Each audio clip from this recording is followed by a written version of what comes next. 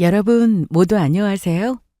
저는 서울 등촌동에 살고 있는 30대 중반의 여성으로 얼마 전 사랑하던 아빠를 하늘나라로 먼저 떠나보내게 된 사람입니다. 그런데 저희 아빠가 아프며 벌어졌던 일들로 저는 남편놈과 이혼하며 갈라서게 되었죠. 남편놈이 저를 배신하고 다른 여자와 바람이 난 것도 모자라 그걸 까맣게 모르던 시댁 식구들의 엄청난 만행을 저질렀던 겁니다. 저희 아빠가 암에 걸려 돌아가시자마자 글쎄 시댁 식구들이 저희 아빠 집에 들어와 살 생각을 했던 겁니다. 그 사실을 알고 얼마나 충격적이고 어처구니가 없던지 저는 분노에 치를 떨었죠. 그래서 저는 남편과 시댁 식구에게 복수할 준비를 하게 되었고 마침내 그 기회 찾아왔을 때 복수의 칼날을 빼어들었습니다. 저희 엄마는 제가 고등학교 1학년 때 뜻밖의 사고로 돌아가시게 되었습니다. 그래서 아빠 홀로 고생하며 저를 키우셨어요. 엄마의 빈자리가 느껴지지 않도록 얼마나 노력하셨는지 모릅니다. 그래서인지 저에게 늘 헌신적이고 사랑을 주던 아빠를 보며 저도 커서 결혼을 하면 아빠처럼 따뜻하고 자상한 사람과 해야겠다고 늘 생각하게 되었습니다. 그러다가 만나게 된 것이 바로 저희 남편이었어요. 남편은 제가 들어간 회사에서 만나게 되었는데 다른 부서 사람들로 가끔 회사에서 마주치는 일이 많아 서로 인사하는 정도의 사이였죠. 그러다가 남편이 어느 날 마주친 저에게 같이 영화를 보자며 말을 걸어왔고 저도 그런 남편이 싫지 않아 허락을 하게 되었습니다. 그렇게 물 흐르듯 저는 남편과 연인 사이가 되어 사귀게 되었고 저희는 결혼을 약속하게 됩니다. 제가 남편과 결혼을 결심한 이유는 단 한 가지였어요. 언제나 저를 세심히 배려하는 따뜻하고 자상한 모습이 저희 아빠와 닮아 있던 겁니다. 그래서 이런 사람이라면 제 평생을 맡겨도 되겠다 싶었어요. 그렇게 남편은 저희 집으로 처음 인사를 오게 되었고 저희 아빠가 얼마나 고생하며 저를 키웠는지 알았던 남편은 저희 아빠에게 큰절을 하며 약속을 했습니다. 아버님, 지영이 이렇게 예쁘게 키워주셔서 정말 감사합니다. 제가 부족한 게 많은 사람이지만 누구보다 지영이 행복하게 해주겠습니다. 이렇게 귀한 딸을 저한테 주셔서 정말 감사합니다. 그래, 나는 다른 거 필요 없네. 그냥 우리 지영이만 고생 안 시키고 행복하게 해주면 그걸로 충분해. 박서방, 우리 지영이 잘 부탁하네. 예, 아버님. 아빠도 결혼할 저희 남편을 보더니 반듯하고 책임감 있는 모습에 이렇게 좋은 사람을 만나 결혼하게 돼서 다행이라며 안심하셨습니다. 그래서 저도 남편과 결혼하면 제 앞으로의 미래도 행복할 거라 굳게 믿어 의심치 않았어요. 하지만 그런 생각도 잠시 결혼하자마자 얼마 안 가 일이 꼬이기 시작했습니다. 저희 남편은 맏아들로 시부모님이 아직 결혼 안 한 시누이랑 같이 살고 있었거든요. 그런데 시댁 식구 모두 진상도 그런 진상이 없었어요. 결혼 전에는 잘해주시기만 하던 시어머니가 갑자기 돌변해 이상하게 나왔던 겁니다. 그날은 제가 연차라 집에서 청소를 하며 쉬고 있었는데 시어머니가 대뜸 저에게 전화를 해 어안이 벙벙한 터무니없는 요구를 해왔죠. 어머니 안녕하세요. 안 그래도 안부 전화 드리려고 했는데 그동안 잘 지내셨어요? 그런 쓸데없는 안부 인사 됐고 며칠 전에 너희 월급 들어왔지? 내가 지금 팔 마사지기를 사고 싶어서 그러는데 내 통장으로 50만 원만 보내라. 예? 어머니, 갑자기 50만 원이라뇨? 저희가 그때 월급 받자마자 어머니한테 생활비도 보내드리지 않았어요? 그런데 50만 원이라뇨? 얘는 지 시어미가 보내라면 보낼 것이지 왜 이렇게 말이 많아? 우리 가족끼리 지금 상의를 해봤는데 아무래도 발 마사지기가 필요할 것 같아서 그런다. 내가 며칠 전에 친구네서 써봤는데 아주 시원하고 좋더구나. 그리고 생활비는 생활비고 또 필요한 거 있을 땐 돈을 보내줘야 하지 않겠니? 원래 현수가 결혼 전에는 우리 가족이 필요하다고 하면 그때그때 따로 돈 주고 그랬다. 어머니, 죄송한데 그렇게는 못하겠는데요. 50만 원이 적은 돈도 아니고 솔직히 저희 어머니 댁에 생활비 보내는 것도 큰 돈이거든요. 그리고 또 아버님께서 지금 쉬시는 것도 아니고 직장 나가고 계시잖아요. 그러니까 필요하시면 저희가 보낸 생활비에서 쓰시는 게 좋을 것 같아요. 솔직히 저희 앞으로도 아이도 낳아야 하고 노후까지 준비하려면 한 푼이라도 아껴야 할 입장이라서요. 그러니 앞으로는 전화해서 이런 요구 하지 않으셨으면 해요. 너 지금 말 다 했냐? 네가 뭔데 우리 아들 번 돈에서 달라는 돈도 안 주는 건데? 어머니, 결혼하면 부부 재산은 공동 재산인 거 모르셨어요? 그러니까 남편이 번 돈도 저한테 권리가 있다는 이야기거든요. 저 지금 청소하느라 바빠서 어머니랑 더는 대화 못할 것 같아요. 그러면 이만 끊을게요. 아직 내 이야기 안 끝났다. 여보세요? 저는 시어머니와의 전화를 끊으며 답답한 마음이었습니다. 남편 돈이 시댁 식구 돈도 아닐 텐데 뻔뻔하게 남편이 번 돈을 요구하는 걸 보고 뭐 이런 경우가 다 있나 싶었죠. 저희 시댁 식구지만 정말 예의도 없고 못 배운 집안이란 생각밖에 안 들었거든요. 그래도 그 후 시어머니가 저에게 이야기에 따로 돈을 요구하거나 하는 일은 없었습니다. 남편이 화가 나 시어머니에게 따진 것도 있었고 저도 칼같이 나오니 시댁 식구 모두 저희에게 따로 요구를 하지 못했던 겁니다. 하지만 그때 저는 딱 느낌이 왔습니다.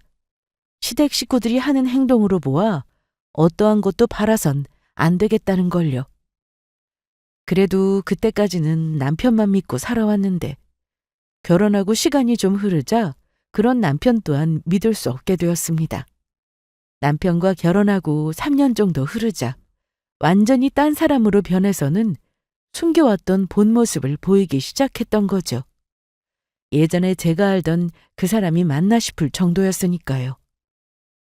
요즘 당신 왜 이래? 매일 똑같은 반찬이나 주고 내가 순두부찌개 싫어하는 거 당신 몰라서 자꾸 해주는 거야? 매일같이 똑같은 당신 얼굴 보는 것도 지겹고 매일 똑같이 먹는 이 순두부찌개도 정말 지겹다고. 뭐? 내 얼굴이 지겹고 내가 해준 순두부찌개도 지겨워?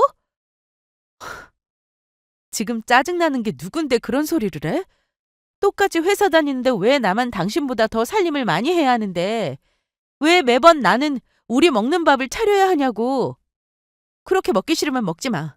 나도 음식하는 거 귀찮고 너도 내가 해주는 밥 지겹다고 했으니까 앞으로는 우리가 먹을 밥 네가 하면 되겠네. 그리고 내 얼굴 보는 거 지겹다고 했으니까 우리 당분간 갑방 쓰자. 그러면 만족하는 거지? 아이, 당신은 또 그냥 해본 말 가지고 그렇게 기분 나빠하는 거야? 여보, 내가 잘못했어. 부부끼리 각방이라니 절대 안 된다고. 그리고 당신이 해주는 음식이 맛없기는 왜 맛없어? 오늘따라 순두부찌개가 맛있게 잘 됐네. 이 찌개 정말 맛있다. 여보, 고마워. 잘 먹을게. 이제 더는 제가 믿고 의지할 수 있는 남편은 사라지고 없었습니다. 그냥 저에게 짜증만 내고 화내는 원수 같은 남편만 남아 있었어요. 하지만 그래도 그때까지는 내가 선택한 사람이고 최악의 사람은 아니란 생각에 이혼 같은 건 꿈도 꾸지 않았습니다. 바로 그 일이 생기기 전까지는 말이에요. 엄마가 돌아가시고 저에게 또다시 믿기 힘든 일이 일어났던 겁니다. 아빠가 갑자기 혼자 있다가 쓰러져서 병원에 있다는 연락에 회사에서 일을 하다가 급하게 달려가게 되었는데 의사 선생님에게 들은 이야기는 정말 충격적인 것이었으니까요. 아빠가 간암 2기라는 것이었습니다. 그래서 되도록 공여자를 빨리 찾아서 수술을 하는 게 좋겠다고 하더군요. 저는 아빠의 상황을 전하기 위해 바로 남편에게 전화를 하게 되었는데 그 반응이 정말 상상치 못한 것이었습니다. 여보, 어떻게 하면 좋아? 우리 아빠 간암이래. 아빠 항암 치료를 하긴 할 건데 빨리 간이식 해줄 공여자를 찾는 게 좋을 것 같대. 혼자 나 키우느라 고생만 하신 우리 아빠 불쌍해서 어쩌면 좋아. 아, 그런데 여보, 아버님 사실 만큼 사시지 않았어? 원래 나이 들면 다 아프고 그런 거라고. 그러니까 너무 걱정하지 마. 너 지금 뭐라고 그랬어? 넌 지금 그걸 말이라고 하는 거야? 아무리 우리 아빠가 네 부모가 아니라고 해도 그렇지 사실 만큼 사셨다니. 넌 그러면 우리 아빠가 죽어도 된다는 거야? 너희 부모님이 암에 걸려 다 죽게 생겼어도 그렇게 말할 수 있겠냐고. 우리 부모님이 암에 걸려? 그러면 절대 안 되지. 만약 그렇게 되면 내가 무슨 수를 써서라도 우리 엄마 아빠 고치고 말 거라고. 그런데 당신 조금 전 장인어른 간이식해야 한다고 하지 않았어? 내가 지금 분명히 말하는 건데 내가 아버님 간이식 해줄 거라는 생각은 꿈도 꾸지 마. 아버님 간이식 해주고 싶은 거면 당신이 직접 해주라고. 나는 내 몸에 칼 대는 것도 싫고 그런 거 무서워서 못하니까. 내 말 알겠지? 뭐 이런 거지 같은 자식이 다 있어? 똑같은 부모님인데 우리 아빠는 죽어도 되고 결국 너희 부모님은 죽으면 절대 안 된다는 거네. 그리고 내가 언제 너한테 우리 아빠 간이식해달라고 했냐? 그냥 같이 걱정해달라는 거였잖아. 남도 너처럼 매정하게는 안 굴겠다. 네가 그러고도 사람이냐? 나도 더럽고 치사해서 네 간 안 받아. 처음부터 내가 우리 아빠한테 내 간 주려고 했었다고. 너 같은 걸 그동안 남편이라고 믿고 살았다니. 내가 미쳤었다, 미쳤어! 그때는 남편이 정말 내 남편이 맞나 싶었어요. 그리고 제가 결혼할 남자를 잘못 골랐다는 생각뿐이었죠. 그때 느낌은 아무래도 남편과는 더는 길게 살지 못할 것 같다는 생각이 들었습니다.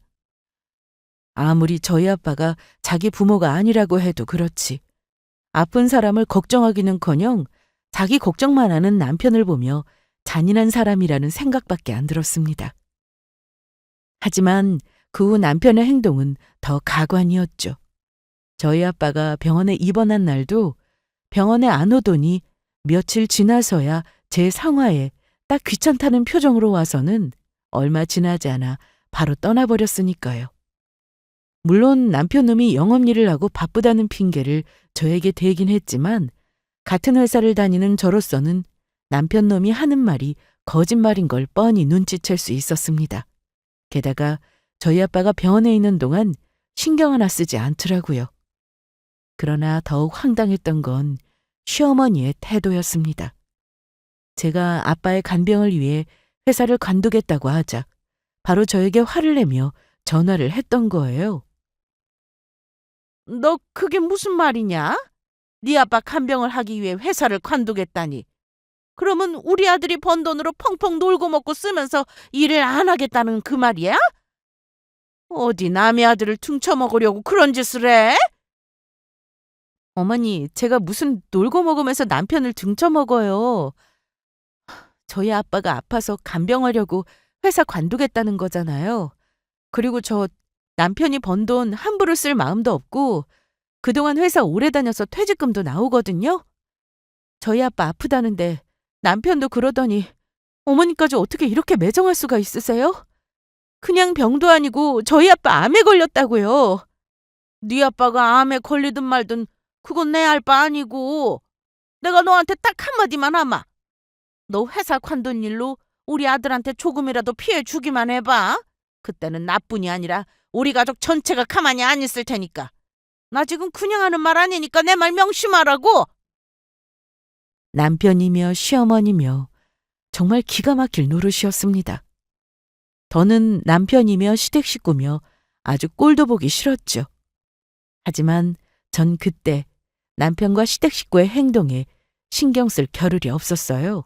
어떻게든 저희 아빠를 잘 보살펴 살려야겠다는 생각만 들었으니까요. 그렇게 저는 궁여자 검사를 받고 저희 아빠에게 간이식을 해주게 되었습니다. 아빠는 당신이 이제 나이도 있고 하나뿐인 딸 몸에 칼을 댄다고 난리였지만 결국 제 고집에 제 간을 이식받기로 하셨습니다. 그리고 무사히 수술을 마치게 되었죠. 그러다가 남편 놈이 저에게 무심하게 변하며 저희 아빠가 아프다는데도 냉정하게 대했던 이유를 알게 되었어요. 저는 아빠 간이식 수술을 마치고 얼마 후 몸을 회복하기 위해 간병인에게 아빠를 맡기고 집으로 돌아오게 되었는데 집에 있던 남편 놈이 안방에서 누군가와 통화하는 대화 내용을 듣게 되었던 겁니다. 그 순간 저는 눈앞이 아찔한 게 속이 뒤집어지는 줄 알았어요. 통화하는데 얼마나 정신이 팔려 있는지 제가 집에 돌아온 사실조차 알지 못했습니다. 아마도 제가 오늘 병원에서 퇴원해 돌아온다는 소식을 까맣게 잊고 있는 듯 보였어요. 나도 당연히 자기 많이 사랑하지. 나한테 세상에 자기밖에 없는 거 몰라? 뭐라고? 아, 우리 집사람 집에 있지 않냐고. 그 여자가 여자이긴 해? 나한테 여자로 보이는 건 오직 자기뿐이란 말이야. 난 일편 단심 민들레라고. 그나저나 우리 이번 주말에 여행 어디로 갈까? 자기가 가고 싶은 곳 있으면 말해. 어디든 데려가 줄 테니까. 저는 그때 당장 안방으로 들어가 남편 놈의 머리채를 잡고 싶은 심정이었습니다. 남편을 향한 배신감과 분노로 숨이 턱 막히는 기분이었으니까요. 그리고 남편 놈이 그렇게 갑자기 무심하게 변했던 이유도 알게 되었죠. 다른 여자를 만나 한눈을 팔고 있으니 다른 건 눈에 들어오지도 않았던 거예요. 그러니 당연히 저랑 저희 아빠 일에 매정해 줄 수밖에 없었던 것이고요. 그런데 저는 안방에 들어가 남편의 머리채를 잡으려던 발걸음을 멈추게 되었습니다. 순간 머릿속이 차가워지면서 다른 생각이 들었던 거죠. 어차피 이미 남편 놈과 이혼하기로 한 거, 제대로 남편 놈이 바람 피운다는 증거를 잡아 위자료를 받고 이혼을 하자고요. 그리고 남편 놈에게 피눈물 나게 후회하도록 어떻게든 복수를 해주자 하는 마음이었습니다. 괜히 제가 섣불리 나섰다가 남편 놈 바람 피운다는 증거를 잡지 못할 수도 있으니까요. 그래서 남편 놈이 눈치채기 전에 재빨리 집을 나오게 되었습니다. 그리고 남편을 향한 배신감에 얼마나 펑펑 울었는지 모릅니다. 그런 인간을 믿고 결혼한 제 인생이 너무너무 불쌍했던 겁니다. 그런데 더 가슴 아픈 일은 그 다음에 일어났습니다. 저희 아빠가 간이식을 받고도 얼마 지나지 않아 암이 다시 재발하고 말았던 겁니다. 암이 이미 다른 곳으로 빠르게 전이되며 이젠 마음의 준비를 할 차례가 되었던 것이죠. 하지만 저에게 진짜 기가 막힌 일은 그 다음에 일어났어요. 저는 제 인생에 더 이상 나빠지려야 나빠질 것이 없다고 생각했던 그때 웬일인지 저희 아빠에 대해 신경도 안 쓰던 시댁 식구들이 병문안을 오겠다며 저희 아빠가 입원한 병원에 찾아왔던 거죠. 그런데 저희 아빠를 보는 둥 마는 둥 하던 시댁 식구 중 시어머니가 집으로 가기 전 갑자기 저에게 중요하게 할 말이 있다며 따로 병원 안에 있는 카페로 부르셨습니다. 그리고 듣게 된 이야기는 정말 엽기적인 것이었습니다.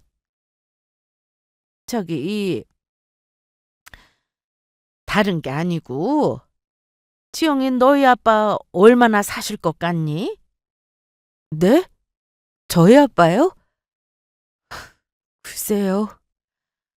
선생님 말씀으로는 길어야 5에서 6개월이라고 했는데 좀 더 오래 사실 수 있도록 제가 최선을 다해봐야죠. 5에서 6개월? 그러면 정말로 네 아빠 돌아가시기 전까지 얼마 안 남았구나. 혹시 그러면 네 아빠 돌아가시면 지영이 네가 네 아빠 재산이랑 집 전부 물려받는 거 맞지? 너희 아빠 공무원 생활도 오래 하셨고 그동안 연금 받으면서 생활했으니 모아둔 돈이 꽤 되겠어. 저는 그때 바로 딱 감이 왔습니다.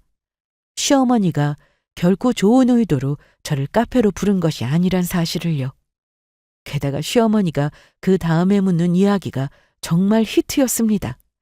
이 사람이 정말 사람이 맞나 싶은 말이었으니까요. 그런데 너희 아빠 사는 집이 30평이라고 하지 않았어? 그러면 집도 아주 넓고 좋겠구나. 우리 식구들이 들어가 살아도 아주 딱이지. 그렇다고 정말로 네 아빠 돌아가시면 우리가 너희 아빠 집에 들어가 살고 싶다는 건 아니지만 그래도 네가 네 아빠 집에 들어와 살라고 하면 굳이 사양은 안 하마. 내 말 무슨 뜻인지 알지? 그리고 지영이 네가 네 아빠 유산 물려받게 되면 우리도 가족이니까 조금 나눠주면 참 좋겠구나. 가족이 좋다는 게 뭐냐? 이럴 때 함께 나누는 거지. 안 그래? 어머니, 지금 뭐 하시는 거예요? 남은 아빠 오늘 내일에서 마음 졸이면서 살고 있는데 지금 아직 돌아가시지 않은 저희 아빠 집이랑 재산을 어머니가 노리고 계신 거예요? 사람이 어떻게 그래요? 같이 걱정해주지는 못할 망정 어떻게 우리 아빠 집이랑 재산을 노릴 수가 있냐고! 이 더럽고 추잡한 것들. 내가 니들한테 우리 아빠 집이랑 재산을 내어줄 것 같아? 남편도 그러더니 당신도 당신 가족들도 전부 인간도 아니야. 이 짐승보다 못한 것들아. 뭐라고? 짐승? 너 지금 네 시어미한테 짐승이라고 했냐? 그래, 그랬다. 사람이 사람처럼 굴어야 사람 대접을 해주지. 짐승 새끼들보다 못하게 굶어서 어디 누구 앞에서 사람 대접을 받으려고 하느냐고! 그리고 지금 당신이 나한테 우리 아빠 집이랑 재산 타령할 입장이 되는 것 같아? 당신 아들이 지금 뭐하고 다니는 줄이나 알고 나한테 그렇게 더러운 주둥이로 헛소리 짓거리고 있느냐고! 우리 아들이 뭐가 어때서? 이 세상에서 우리 아들만큼 착한 사람이 또 어디 있다고. 그리고 지금 아무리 네 아빠 아프다지만 아주 정신까지 돌았나 보구나. 이게 어디서 지 시어미한테 말까지 놓고선 바락바락 대들어? 너 이렇게 나온다는 거지? 네 아빠 죽으면 가족이라곤 우리밖에 없을 텐데 너 진짜 우리한테 버림이라도 받고 싶어서 환장한 거냐? 그러세요. 나는 당신들 같은 그지 같은 가족 필요도 없고 버림받아도 상관없을 것 같은데 나야말로 너희 같은 족속들 진짜 쓰레기통에 탈탈 털어버리고 싶다. 영원히 보지 말자고 하면 아주 대환영일 것 같은데 그 입 다물지 못하겠어? 아무튼 우리 가족들 전부 너희 아빠 돌아가시면 너희 아빠가 살던 아파트로 이사갈 생각이니까 그렇게 알아라. 네 아빠 재산 정리하면 많이는 안 바라고 딱 절반만 떼어서 우리한테 보내고 만약 내 말 거역하면 어떻게 되는지 내가 보여줄 테니까 그러고 싶으면 어디 마음대로 해보든지. 네 시어미가 하는 말 새겨듣는 게 좋을 거다. 새겨듣기는 뭘 새겨들어. 이거나 처먹어라 이 정신나간 아줌마야. 저는 그렇게 말하며 테이블 위에 있던 조각 케이크를 시어머니 얼굴에 쳐발라 버렸습니다. 그러자 시어머니는 자리에서 일어나 노발대발 난리였지만 저는 실컷 비웃으며 카페를 나왔어요. 그리고 생각했습니다. 과연 시어머니가 자기 아들이 저 몰래 바람을 피우고 있단 걸 알고도 저렇게 나올 수 있을는지요.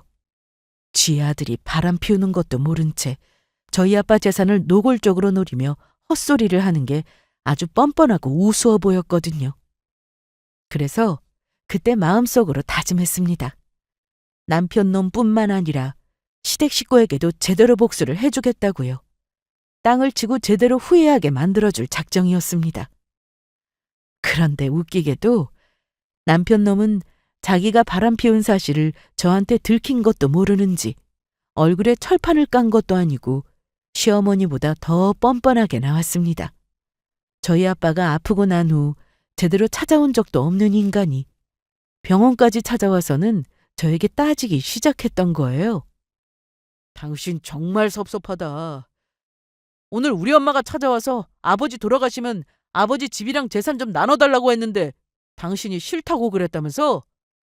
우리 엄마 얼굴에 케이크까지 뭉개버리고 그깟 집이랑 재산 좀 주는 게 어떻다고 그렇게까지 굴어? 어른한테 그렇게 함부로 굴고 당신이 양심이란 게 있는 사람이긴 해? 우리가 남도 아니고 당신이 우리 식구들한테 한 것 보면 정말 실망이라고. 지금 네가 나한테 실망이라고 했냐? 네가 지금 그 주둥이로 실망이라고 말할 자격이나 있냐고! 우리 아빠 아픈 동안 와서 병 가느라도 한 번 하고 그런 소리를 해봐. 그동안 우리 아빠 아픈 것도 나 몰라라 했던 놈이 어디 와서 큰 소리야? 아직 살아있는 우리 아빠 죽을 날만 기다리는 것처럼 집이랑 재산 이야기하는 니들 가족이 지금 제정신으로 보이냐? 누가 보면 니들 가족들 보고 못 빼어먹었다고 무식하단 소리밖에 더 하겠냐고. 너희 가족들 전부 무슨 사이코패스도 아니고 아주 막간 인간들로밖에 안 보여. 막간 인간? 너 진짜 그럴 거야? 자꾸 이렇게 나오면 재미없어. 당신 설마 나한테 버림받고 싶어서 이러는 건 아니지? 이제 회사도 관뒀겠다. 앞으로 나한테 빌붙어서 먹고 살려면 나한테 잘 보여야 할 텐데 나한테 이혼당하고 싶어서 그러는 거냐고? 나한테 버림받고 싶지 않은 거면 좋게 말할 때 네 아빠 집이랑 재산 우리 가족들한테 주는 게 좋을 거야. 지금 내가 하는 말 마지막 경고다. 마지막 경고? 누가 지금 이혼하자고 하면 겁먹을 줄 알고? 너야말로 나한테 버림받고 싶어서 아주 환장하다 못해 트위스트를 추고 있구나. 지금 이혼하자고 할 사람이 누군데 어디서 협박을 하고 있어? 그리고 내가 너한테 빌붙기는 왜 빌붙어? 네가 뭘 모르나 본데. 우리 아빠가 남겨준 재산만 있어도 나 앞으로 놀고 먹으면서 편하게 살 수 있거든. 그리고 그 전에 너 어디 나한테 혼 좀 나봐라. 나 협박한 것도 모자라 우리 아빠 죽을 날만 기다리는 너희 가족을 향한 나의 복수다. 저는 그때 너무 화가 나 이성을 잃은 상태라 미친 개 마냥 남편 놈의 팔뚝을 붙잡고 꽉 깨물고 말았습니다. 그러자 남편 놈이 아프다며 울고불고 난리가 났더라고요. 하지만 저는 남편 놈이 잘못했다고 빌 때까지 물었던 팔뚝을 놓지 않았어요. 이 여자가 지금 무슨 광견병이라도 걸린 건가? 당장 그만두지 못하겠어. 이러다가 살 좀 떨어져 나가겠네. 아프단 말이야. 여보, 내가 잘못했어. 다시는 안 그럴게. 그러니까 한 번만 봐줘, 여보. 그리고 남편 놈이 저에게 몇 번을 사과하며 잘못했다고 빌고 나가서야 전 물었던 남편 놈을 놓아주었습니다. 그러자 남편 놈은 저한테 더 혼나기 싫은지 병원에서 주랭랑을 치더라고요. 저 몰래 바람까지 피우고 저희 아빠 아플 때 제대로 찾아와 보지도 않은 인간이 무슨 말이 맞나 싶었습니다. 당장이라도 남편 놈이며 시댁 식구 전부를 혼내주고 싶은 마음은 굴뚝 같았지만 일단 참기로 했습니다. 일단은 아빠가 돌아가시기 전까지 아빠의 간병에 집중하는 게 저에겐 무엇보다 중요했으니까요. 제 일이야 나중에라도 해결해도 되는 것이지만 저희 아빠 일은 그런 게 아니었으니까요. 얼마 남지 않은 아빠와의 소중한 시간을 행복하게 잘 보내며 저희 아빠를 편하게 보내드리고 싶었어요. 그리고 결국 저희 아빠는 5, 6개월이 아닌 7개월을 계시다가 제 곁을 떠나게 되었습니다. 저를 위해 희생만 하시다 떠난 아빠를 보며 얼마나 가슴이 아팠는지 모릅니다. 자꾸만 아빠한테 못해준 것들만 생각나는 게 왜 좀 더 신경 써서 잘해드리지 못했나 후회만 남았습니다. 하지만 시댁 식구의 진상짓은 거기서 끝이 아니었습니다. 저희 아빠의 장례를 치르고 한 달도 안 돼 시어머니가 저에게 전화를 걸어왔던 거예요. 그리고 또다시 터무니없는 헛소리를 해왔죠. 마침내 저에게 남편놈과 시댁 식구에게 제대로 복수할 기회가 왔던 겁니다. 전 이미 탐정사무소에 의뢰해 남편놈이 바람 피웠다는 증거도 전부 모아둔 상태였어요. 한마디로 저는 그때 남편놈과 갈라설 준비를 모두 마친 상태였던 거죠. 나다. 그래서 내가 말한 건 어떻게 됐니? 내가 말한 너희 아빠 재산 절반이랑 너희 아빠 집 비울 준비는 다 된 거냐? 우리는 이미 여기 살던 집도 팔렸고 이사갈 준비도 끝났으니 너희 쪽에서만 준비가 되면 된다. 다음 주 이삿짐 갈 거니까 네 아빠 집은 싹 정리하거라. 갑갑한 20평짜리 아파트 살다가 갑자기 30평짜리 아파트도 공짜로 생기고 돈도 생기고 네 아빠 덕에 우리가 아주 호강하게 생겼다. 그리고 내가 사돈 내 집 주소를 잘 모르고 가본 적도 없어서 그러니까 내 핸드폰으로 네 아빠네 집 주소 좀 보내고 알겠냐? 아, 어머니가 원하시면 당연히 그렇게 해드려야죠. 어머니 이사갈 집 주소요? 제가 알려드릴게요. 어머니 이삿날 식구들이랑 꼭 늦지 말고 오셔야 해요. 가서 가족들이랑 행복하게 잘 살길 바랄게요. 네가 이제야 정신을 좀 차리나 보구나. 하긴 네 아빠도 죽고 진짜 가족이라고는 우리밖에 없는데 너도 우리 가족으로서 잘 살려면 이 방법밖에는 없겠지. 그러면 이삿날 보자꾸나. 예, 당연하죠. 어머니 그러면 이삿날 봐요. 하지만 시어머니며 시댁 식구들은 전혀 몰랐을 겁니다. 제가 알려준 집 주소가 누구의 집 주소인지요. 제가 알려준 집 주소는 저희 아빠 집이 아닌 바로 남편 놈의 상간녀 부모님이 사시는 집 주소였던 겁니다. 시댁 식구 전부 상간녀 부모님이랑 잘 살아보라고 제가 그곳 주소를 알려준 것이었죠. 그렇게 시댁 식구들의 이삿날이 다가왔고 아니나 다를까 시어머니에게서 다급한 전화가 걸려왔습니다. 그리곤 저에게 노발대발하며 화를 내기 시작했습니다. 너 이게 어떻게 된 거야? 사돈집 알려달라고 하니까 왜 모르는 애먼 사람 집 주소를 알려준 거냐? 네가 알려준 집 주소가 나는 네 아빠 집인 줄 알고 거기 살고 있는 사람들한테 왜 남의 집에 멋대로 들어와 살고 있냐고 머리채까지 잡고 싸웠단 말이다. 어머니, 거기 어머니 사돈집 맞아요. 물론 어머니의 미래 사돈이지만. 미래 사돈이라니? 너 그게 도대체 무슨 소리야? 네 아빠 죽고 나서 무슨 실성이라도 한 거야? 어머니 모르셨죠? 어머니 아들이 저 몰래 바람 피우고 있었던 거. 우리 아빠는 암에 걸려서 돌아가시게 생겼는데 저 혼자 아빠 병수 바랄 동안 어머니 아들은 상간녀한테 눈 뒤집혀서 만나고 다니고 있었다고요. 그래서 어머니의 미래 며느리인 상간녀 보고 어머니랑 시댁 식구 전부 책임지라고 상간녀 부모님 집 알려드렸어요. 저는 지긋지긋한 어머니 아들이랑 이제 영원히 갈라설 생각이거든요.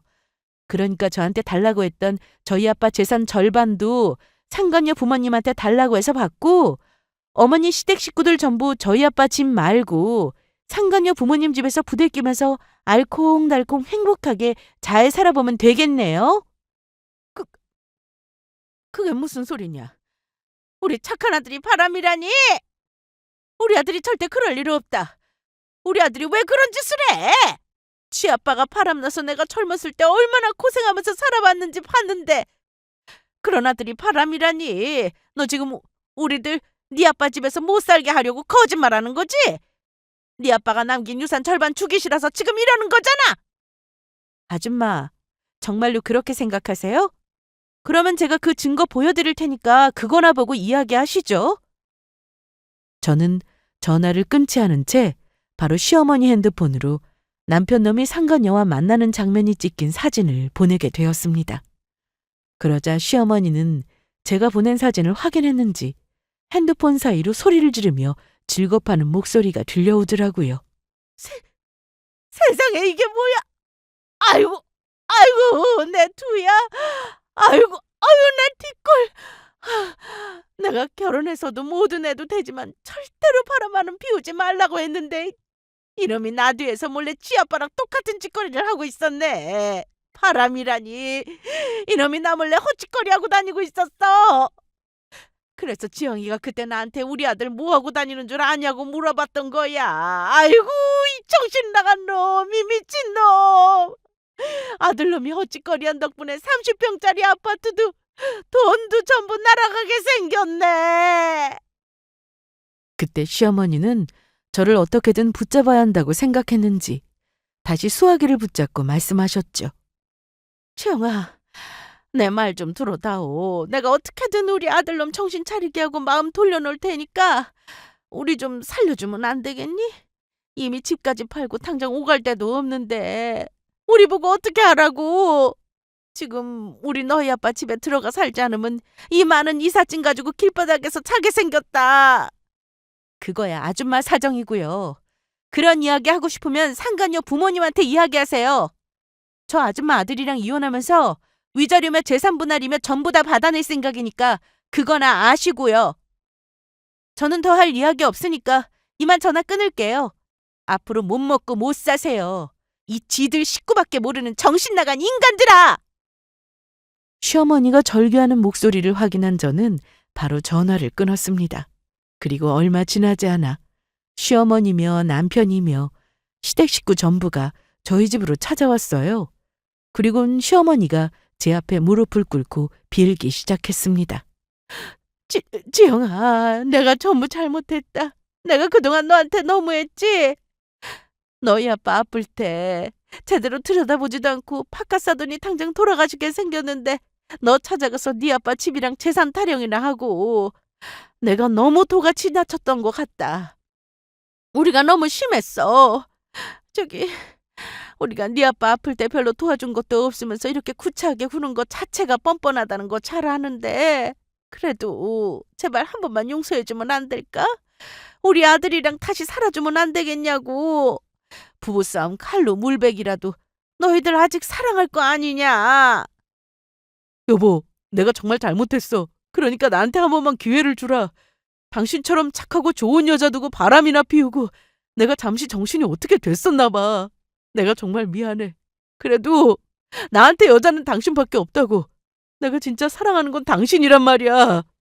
그때 아버님 돌아가시기 전에 내가 간이식 해드렸으면 좋았는데 그때 모른 척해서 그것도 정말 정말 미안해. 당신 아버님한테 간 떼어드리냐고 많이 아팠지? 에이, 그래도 나한테 마지막으로 당신이 기회를 준다면 앞으로는 내가 진짜 잘할게. 앞으로는 절대로 반찬 투정도 안 한다고 맹세할 수 있어. 그러니까 당신 아빠 우리 집, 그러니까 당신 아빠 집 우리 가족에게 주면 안 될까? 우리 부모님도 넓은 집에서 좀 살아보자. 그래, 세아가. 이게 다 아들놈이 나 닮아서 생긴 일이다. 내가 괜히 젊어서 한눈을 팔아서 이놈이 그걸 보고 배워서 그래. 그러니까 미워도 다시 한 번이라는데 네가 딱 한 번만 용서해주면 안 되겠냐? 그래도 이렇게 너한테 비마. 아니요. 저 힘들 때 나 몰라라 했던 인간들 나는 필요 없는데요. 진작 잘했어야지. 이미 너무 늦었다고요. 정말 모르겠어? 그렇게 말하며 저는 남편놈에게 준비해왔던 이혼 서류를 건넸습니다. 그리고 당신 이거 받아. 제 이혼 서류를 받은 남편놈은 기겁을 하며 깜짝 놀랐습니다. 내가 당신이랑 이혼하고 재산 분할하면서 당신이랑 당신 가족들이 나 괴롭힌 거 해서 당신 상간녀한테까지 전부 위자료 받아낼 테니까 위자료나 잘 준비하고 있어. 지영아, 제발 이러지 말거라. 아무리 그래도 우리는 가족이잖니. 이 아줌마가 어디서 더럽게 가족 타령이야. 가족이란 인간들이 우리 아빠 아픈데 걱정은커녕 우리 아빠 재산이랑 집 뺏을 생각이나 있어? 너희 같은 것들은 인간도 아니야. 아주 주옥 같은 가족들이네. 그리고 아줌마, 지금까지 살던 집 얻을 때 돈 부족하다면서 우리 아빠한테 돈 빌려갔던 거 기억하지? 우리 아빠한테 돈 빌려갈 때는 이자랑 원금이랑 꼬박꼬박 갚겠다고 약속해놓고 확인해보니까 1원 한 푼 갚지 않았더라? 그런데도 우리 아빠는 내가 그 일로 걱정할까봐 나한테 아무 말씀도 하지 않으셨어. 딸 잘 살라고 말씀도 하지 않고 참았을 우리 아빠 심정이 어땠을지 당신들 생각이나 해봤어? 그러니까 우리 아빠한테 빌려갔던 돈이랑 이자 이번 주 내로 전부 갚는 게 좋을 거야. 만약 그렇게 하지 않았다가는 내가 당신들 전부 고소해서 콩밥 먹게 만들 테니까. 아줌마가 우리 아빠한테 쓴 차용증도 내가 가지고 있고 있으니까 발뺌할 생각하지 말고. 여보, 제발 그러지 말고 제발 마음 좀 돌려주라. 웃기고 있네. 당신도 여기 우리 신혼집 아빠가 해준 거 알고 있지? 그러니까 오늘 당장 짐 싸서 내 눈앞에서 꺼져! 경찰 불러서 쫓아내기 전에. 아이고, 도대체 이게 무슨 일이야. 괜히 아픈 사돈 재산 노리다가 집도 절도 다 잃게 생겼어. 완전 거지가 되게 생겼어. 에이, 엄마, 그러면 앞으로 나 어떻게 되는 거야? 나 정말로 집사람이랑 이혼해야 하는 거야? 남편놈의 말에 시어머니는 화가 났는지 남편놈의 등을 사정없이 패고 말았습니다. 그걸 말이라고 하냐, 이 등신 같은 놈아! 너 때문에 우리 가족까지 이게 다 무슨 꼴이냐? 어? 바깥 서단한테 빌린 돈 지영이한테 갖고 나면 우리 진짜로 가진 돈도 얼마 없는데 앞으로 집도 없이 어떻게 살 거냐고. 너는 자식이 아니라 왼수다, 왼수! 저는 그날 저희 집에서 나가려고 하지 않은 시댁 식구며 남편을 결국엔 경찰을 불러내 쫓아내게 되었습니다. 그리고 남편의 고집에 법정 다툼 끝에 이혼을 하게 되었죠. 저 싫다고 바람까지 피우고 아픈 아빠까지 나몰라라 했던 놈이 무슨 말이 그렇게 많나 했어요. 하지만 결국 저는 남편 놈과 이혼하며 적지만 그동안 산 부분에 대한 재산 분할과 함께 남편놈과 시어머니 그리고 상간녀에게까지 전부 제대로 된 위자료를 받아낼 수 있었습니다. 물론 아빠가 해주신 제 신혼집도 지키고 시댁에 아빠가 빌려준 돈도 모조리 돌려받을 수 있었고요. 그 덕에 시댁에는 돈이 없어서 빌라 전셋집을 얻어 이사를 가게 된 것 같지만 말이에요. 남편의 지인의 말로는 남편놈이 가진 게 별로 없는 알거지란 걸 알게 된 상간녀가 남편놈을 버리고 떠났다고 하더라고요. 남편놈이 책임져야 할 시댁이 있다는 이야기를 상간녀에게 안 한 것 같아요. 남편놈이 시댁 식구를 돌보느라 가진 게 없다는 걸 알고도 사람만 보고 결혼한 저랑은 완전히 딴판이었던 거죠.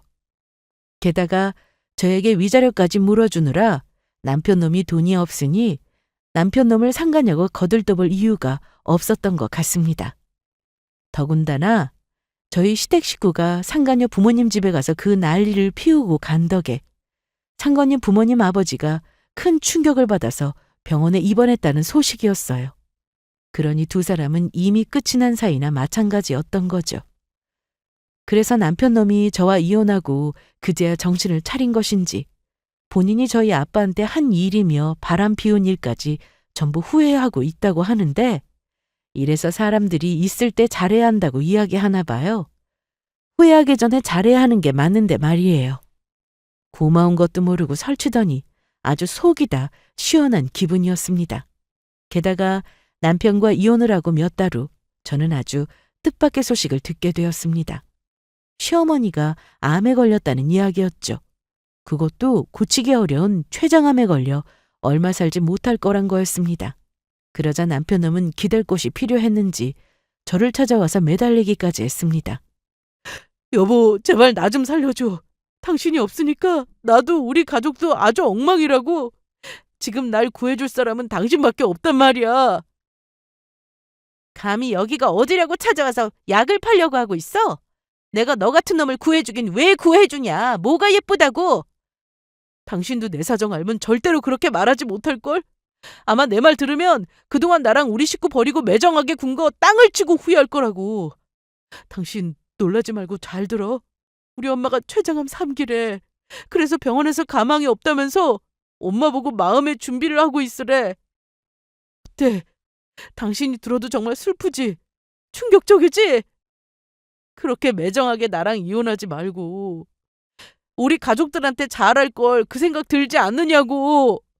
그러니까 당신이 나랑 다시 합치고 우리 엄마한테 와서 병수발 좀 해주면 안 될까? 당신이 아버님 돌아가실 때까지 병간호도 해보고 해서 아픈 사람 어떻게 돌봐야 하는지 잘 알 거 아니야. 엄마가 죽게 생겼다니까 기분이 안 좋은지. 병원에서도 매일 난동 부리고 물건 부셔서 이럴 거면 병원에서도 나가라고 난리라고. 가족들 전부 엄마 비유 맞추느라고 죽을 맛이야. 여보, 우리 다시 시작하자. 내가 이렇게 다시 청혼할게. 당신한테 줄 반지도 이렇게 사왔다고. 그러면서 남편놈은 제 앞에서 무릎을 꿇더니 저한테 반지를 꺼내들더라고요. 그래서 저는 남편놈이 꺼낸 반지를 받아들었습니다. 그러자 남편놈이 아주 좋아서 입이 찢어지려고 하더라고요. 역시 아직 당신 나 사랑하고 있었구나. 하이, 그럴 줄 알았다니까. 여보, 정말 고마워. 앞으로는 내가 절대로 한눈도 안 팔고 당신한테 잘해줄게. 나 지금 진짜 너무 행복하다. 그래서 전 남편놈이 말을 끝내기가 무섭게 반지가 든 반지 상자를 통째로 남편놈의 얼굴에 후려패듯 던져버렸죠. 행복 같은 소리하고 자빠졌네. 네 부모가 아프면 네가 병수발을 쳐들던지 해. 상관도 없는 사람 고생시킬 생각하지 말고. 우리 아빠 아플 때 바람이나 피우면서 병간호 한번 안 도와줬던 놈이 어디서 결혼해서 지 엄마 병수발 들어달라고 개소리를 하고 자빠졌어? 네 인생 네가 말아먹은 거니까 끝까지 알아서 말아먹든지 말든지 하라고! 또 한 번 나 찾아왔다가는 내가 너 경찰에 신고하고 회사에도 네 놈이 나 두고 바람 피운 것까지 전부 폭로해버릴 테니까 정신 차리는 게 좋을 거다. 사람이면 사람답게 살라고! 잘 가라 이 똥차도 안 되는 폐차 자식아! 그것이 전 남편을 본 마지막이었습니다. 그 이후 전 남편놈이 저를 찾아오는 일은 없었으니까요. 그리고 저는 현재 제가 살던 아빠가 사주신 신혼집을 정리하고 아빠 집에 들어와 살고 있습니다. 신혼집에서는 남편 놈과 안 좋은 기억들도 많고 더는 있고 싶지 않더라고요. 그래서 신혼집에 있던 물건들도 남편 놈이 가지고 간 거 빼고 싹 다 정리하면서 팔아서 불우이웃 돕기 성금으로 기부해버렸습니다. 저도 어린 시절부터 제 추억이 담긴 아빠 집에서 지내는 것이 마음이 더 편한 게 사실이었으니까요. 지금은 아빠의 유품들을 하나하나 정리 중에 있어요. 아마도 제 마음속에서는 아빠를 보낼 마음의 준비가 다 되지 않아서 전부 정리할 때까지는 조금 시간이 걸릴 것 같긴 하지만요. 아직 아빠가 제 곁을 떠난 게 믿기지 않고 힘들 때도 많지만 그래도 저를 위해 열심히 살다간 아빠를 위해 우울해하지 않고 열심히 살아가려고 합니다. 자식의 행복을 누구보다 바라시는 부모님이 하늘에서 절 지켜보고 계실 테니까요. 그리고 앞으로 어떤 일을 하며 살지는 아직 결정을 못해서 차차 고민해 볼 생각입니다. 아직은 제 마음을 추스를 시간이 필요한 것 같아서요. 여러분들도 소중한 가족이 곁에 있다면 떠나고 나서 후회하지 말고 있을 때 잘 대해 주셨으면 좋겠습니다. 그리고 진정한 부부이고 가족이라면 서로의 고통도 나누어야 한다는 것을 잊지 마시고요. 기쁘고 좋을 때만 아닌 힘들고 아플 때도 곁에 있어주는 것이 진정한 부부이자 가족이 아닐까 싶습니다. 여러분 모두 건강 잘 챙기시고 평안하시길 간절히 바라겠습니다. 모두 감사합니다.